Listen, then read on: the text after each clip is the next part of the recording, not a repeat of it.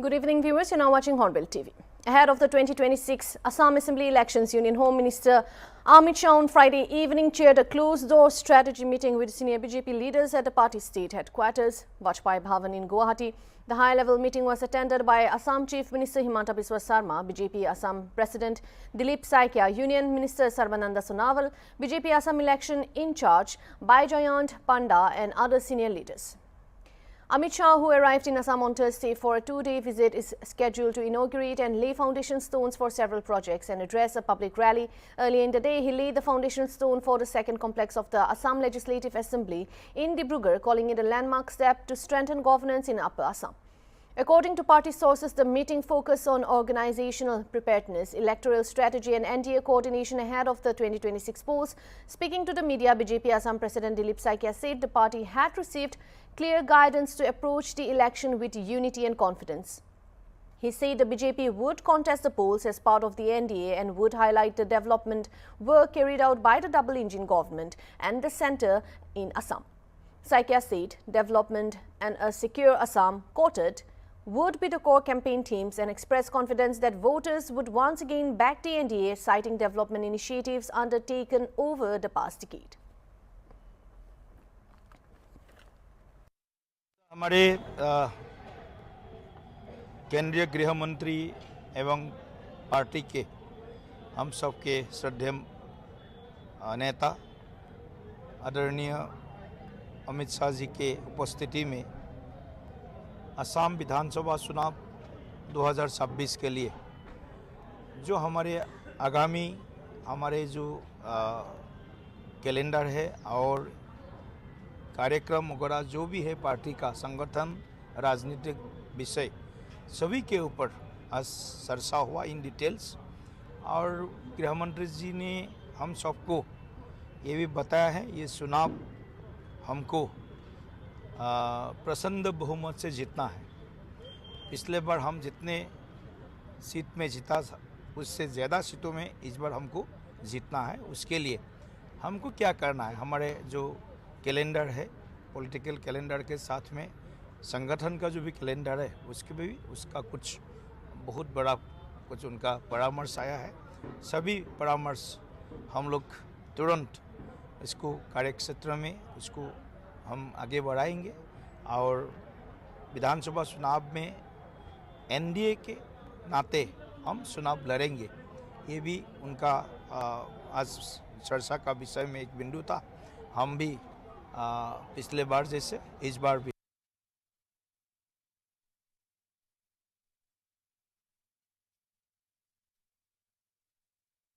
छब्बीस में भी एनडीए होकर के हम चुनाव लड़ेंगे और प्रचंड बहुमत से जनता के लिए डबल इंजन सरकार ने जो भी काम किया है, आदरणीय प्रधानमंत्री जी, आदरणीय मुख्यमंत्री जी, दोनों के जो जनहित कर जितना हमने काम किया है उसके आधार पर हम जनता के पास फिर जाएंगे और जनता का आशीर्वाद हम मांगेंगे। और ज़रूर जनता असम के विकास की जो यात्रा भाजपा नेतृत्वाधीन सरकार में शुरू हुआ है उस विषय को हम एक विकास का जो मुद्दा है उसको हम आगे बढ़ाएंगे।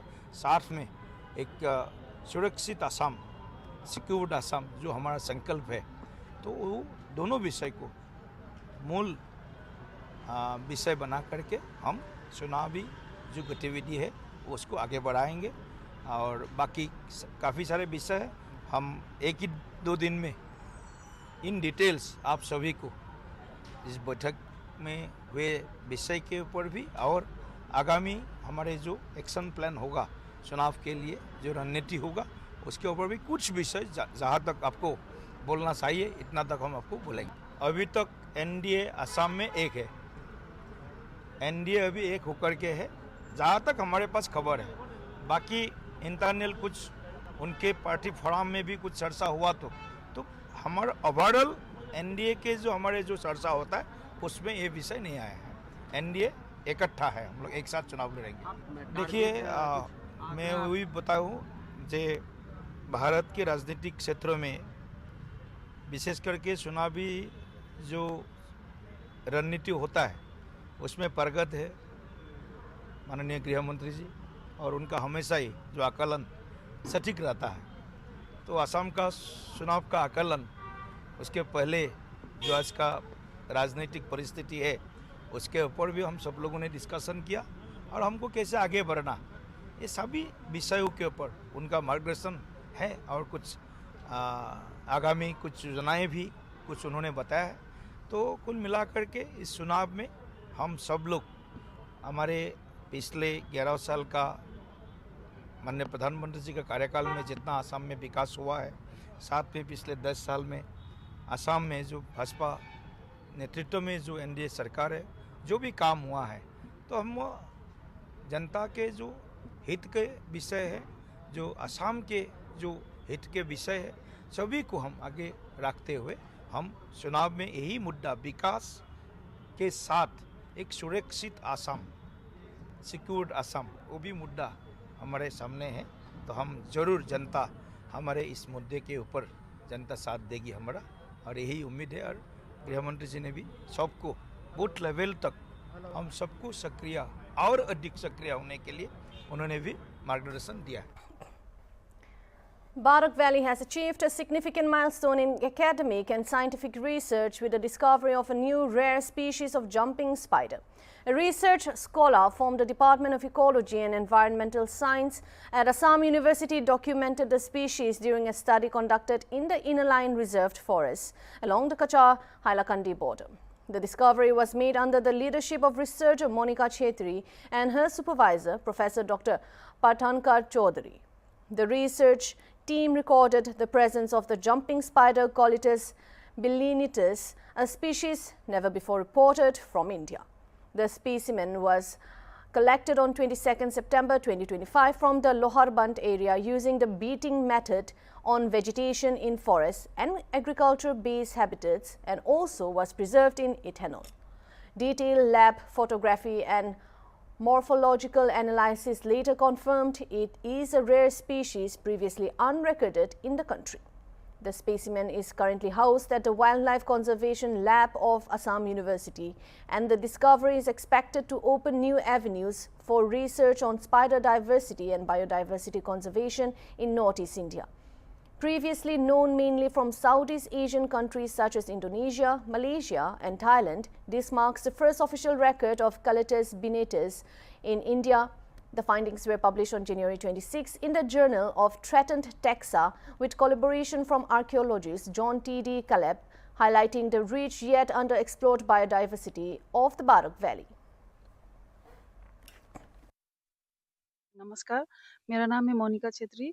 मैं एक रिसर्च स्कॉलर हूँ department of ecology and environmental science Assam university से। मैं प्रोफेसर पार्थंकर चौधरी सर के अंडर में पीएचडी कर रही हूँ। मेरा रिसर्च स्पाइडर के डाइवर्सिटी में है कच्छ डिस्ट्रिक्ट में।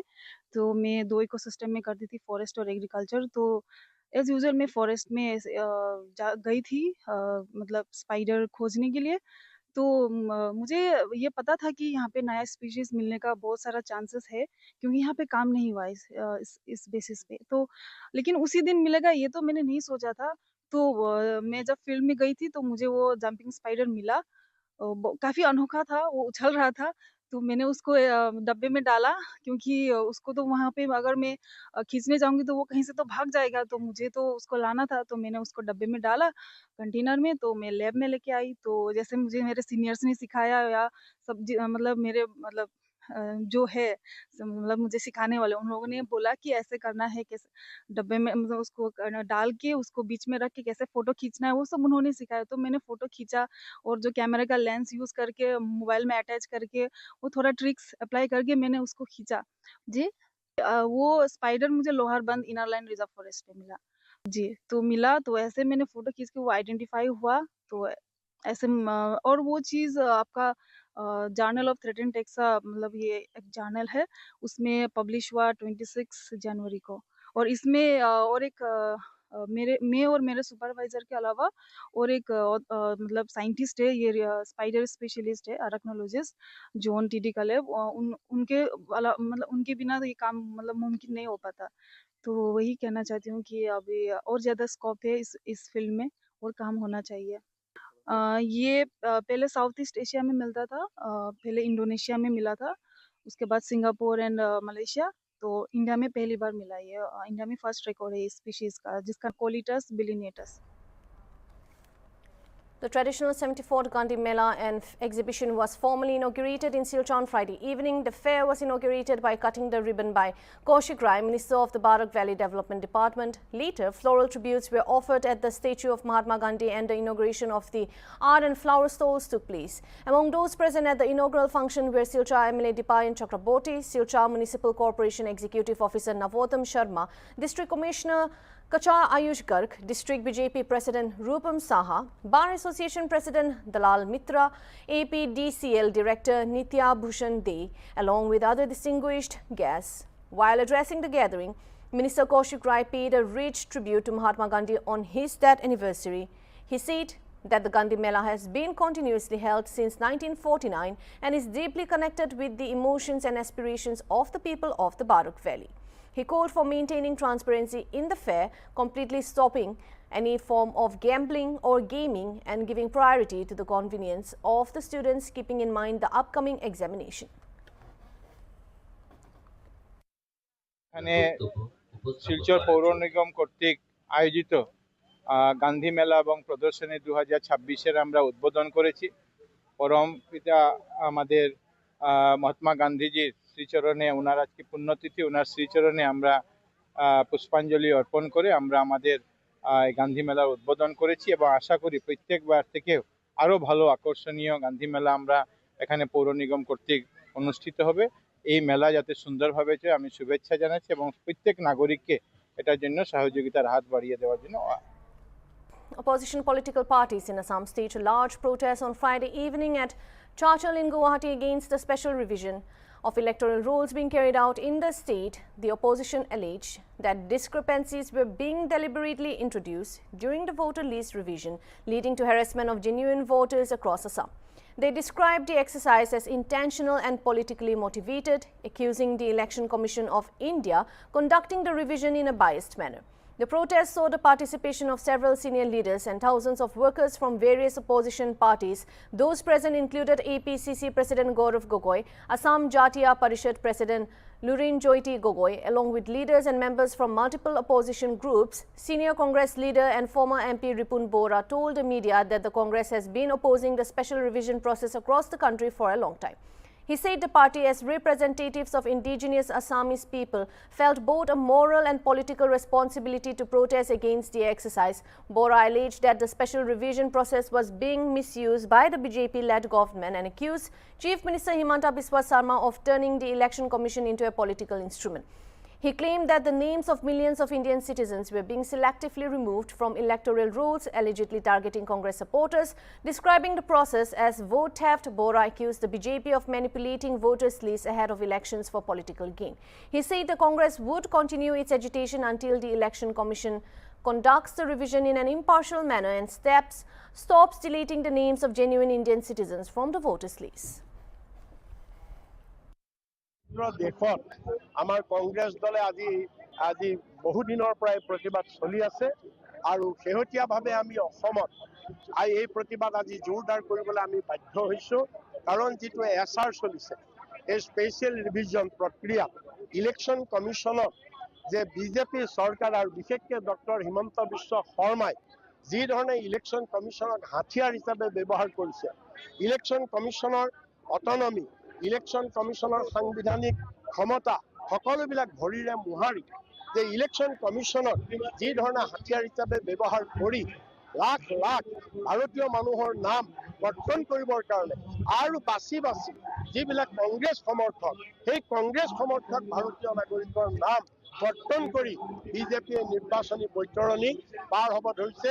এইটো এটা ভোট চুৰি আৰু গতিকে এই ভোট চুৰিৰ বিৰুদ্ধে আমি কংগ্ৰেছ দলে আজি এই প্ৰতিবাদ মিছিল আমি উলিয়াইছোঁ আৰু এই প্ৰতিবাদ আমাৰ যেতিয়ালৈকে ইলেকশ্যন কমিশ্যনে নিৰপেক্ষভাৱে কাম নকৰিব আৰু যেতিয়ালৈকে ভাৰতীয় নাগৰিকক এনেধৰণে নাম কৰ্তন কৰাৰ ষড়যন্ত্ৰ বন্ধ নহ'ব তেতিয়ালৈকে আমাৰ এই আন্দোলন চলি থাকিব।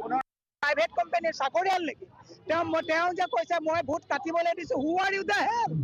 তুমি অসমৰ ৰাইজৰ মানুহৰ নাম, ইয়াৰ খিলঞ্জীয়া মানুহৰ তুমি নাম কৰ্তন কৰিবা, হু আৰ ইউ? গৌৰৱ গগৈ ঠিক কথা কৈছে, হু আৰ ইউ? ইলেকশন কমিশন স্বতন্ত্র বডি ইলেকশন কমিশনে নাম কাটিব ভৰাব ফৰ্ম 6 ফৰ্ম 7 ফৰ্ম 8 এইবিলাক ইলেকশন কমিশনৰ কাম তুমি ইলেকশন কমিশনক ডিক্টেশন দিবলৈ তুমি ক'ত সেইকাৰণে ইলেকশন কমিশনলৈ আমাৰ এটা পোনপটীয়া প্ৰশ্ন হিমন্ত বিশ্ব শৰ্মাই যেতিয়া টিভিত কৈছে মই ভোট কাটিব কৈছো তেতিয়াহ'লে ইলেকশন কমিশনে যদি স্বতন্ত্ৰতা তিলমাত্ৰ বজাই ৰাখিছে কিয় সহমত কেছ দি হিমন্তলৈ নটিচ জাৰি কৰা নাই হিমন্ত বিশ্ব শৰ্মাই এইটো প্ৰাইভেট কোম্পানী বুলি ভাবিছে নেকি তেওঁ খিয়ালখুচি মতে কাম কৰিব আমি সততা হৈ ৰাজনীতি কৰিছো হিমন্ত বিশ্ব শৰ্মাৰ লগত প্ৰশাসন পুলিচ ইলেকশন কমিশন কোৰ্ট কাছাৰী সকলোবিলাক লগত লৈ দম দিব আহিছা দুৰ্ভাগ্যজনক কথা গণতন্ত্ৰক হত্যা কৰিব বিচাৰিছে এইটো আমি বৰদাস্ত নকৰিম সবতে চূড়ান্তভাৱে ব্যৰ্থ হোৱাৰ পাছত মানুহৰ জনগণৰ ওচৰলৈ যাবলৈ একো ইচ্ছু নাই হৰাটো চূড়ান্ত আৰু সেইকাৰণে এতিয়া চলে বলে কৌশলে মানুহৰ পৰা ভোট কাঢ়ি ভোট চোৰ কৰি নিৰ্বাচনত জয়লাভ কৰিবলৈ ওলাইছে তেওঁলোকক নিৰ্বাচন জয় কৰিবলৈ তেওঁলোকৰ হাতত বাচি থকা একমাত্ৰ বিকল্পটোৱে হ'ল ভোট চুৰি কৰা ভোট চুৰি মানে ৰাইজৰ জনগণৰ সংবিধান প্ৰদত্ত যিটো গণতান্ত্ৰিক অধিকাৰ তাক চুৰ কৰিছে হিমন্ত বিশ্ব শৰ্মা আৰু ব্যৱহাৰ কৰিছে নিৰ্বাচন আয়োগক নিজৰ পুতলাৰ দৰে ব্যৱহাৰ কৰি নিজৰ তেওঁলোকৰ ৰাজনৈতিক স্বাৰ্থ সিদ্ধিৰ তেওঁলোকৰ অস্ত্ৰ বা অৱলম্বন হিচাপে ব্যৱহাৰ কৰি হিমন্ত বিশ্ব শৰ্মা এবাৰ নিৰ্বাচনত তেওঁলোকে বৈতৰণি পাৰ হ'ব খুজিছে কিন্তু আমি ক'ব খোজো যে যিমান কুটকৌশল নকৰক লাগিলে জনগণক ভুৱা পত্ৰ দি মৃত্যু নোহোৱা মানুহক মৰা বুলি তেওঁলোকে যি আবেদন কৰি বিভিন্ন ধৰণৰ কমপ্লেইন দি মানুহ ইয়াৰ পৰা মানে স্থায়ীভাৱে আঁতৰি যোৱা বুলি পাৰ্মানেণ্টলি শিফ্ট হোৱা বুলি তেওঁলোকে যিমান দি পিনে বিজেপিৰ সভাপতিয়ে যিমান তেওঁলোকৰ ব্লকৰ সভাপতি মণ্ডলৰ সভাপতিক নিৰ্দেশনা দি বিজেপিক ভোট নিদিয়া মানুহৰ তালিকা প্ৰস্তুত কৰি তেওঁলোকে ভোট কটাৰ যিমানে লক্ষ্য নলক লাগিলে অসমৰ জনগণৰ এইবাৰ যিটো বিজেপি বিৰোধী স্থিতি তেওঁলোকৰ জনবিৰোধী নীতি তাৰ বিৰুদ্ধে এইবাৰ অসমৰ জনগণে সিদ্ধান্ত লৈছেই আৰু আগন্তুক দিনসমূহত ২৬ৰ নিৰ্বাচনত তেওঁলোকক অসমৰ মাটিৰ পৰা অসমৰ ৰাইজে বিজেপিক সাম্প্ৰদায়িক শক্তি বিজেপিক অসমৰ মাটিৰ পৰা উৎখাত কৰিব A horrific road accident occurred in the Sigauri area of Shribhumi district on National Highway 6 on the wee hours of Saturday morning. A dumper truck and a passenger traveller vehicle collided head-on, resulting in the immediate death of 2 people on the spot, while 2 others succumbed to their injuries. While being taken to Shribhumi Civil Hospital, a few other passengers sustained serious injuries and are battling for their lives. The group involved a team of devotional singers, Kirtaniyas, from Raj Bazar in Hojai district of Assam. They had taken a train to Badarpur and were travelling onwards to Shribhumi when this fatal accident occurred, informed the locals.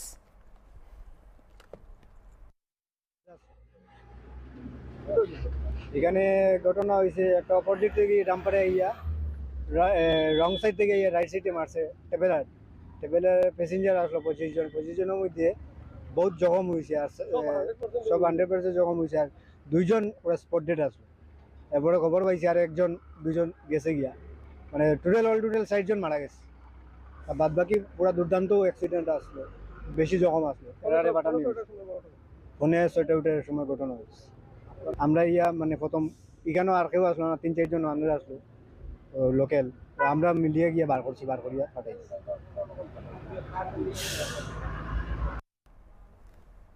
That's all for now. Thank you for watching Hornbill TV.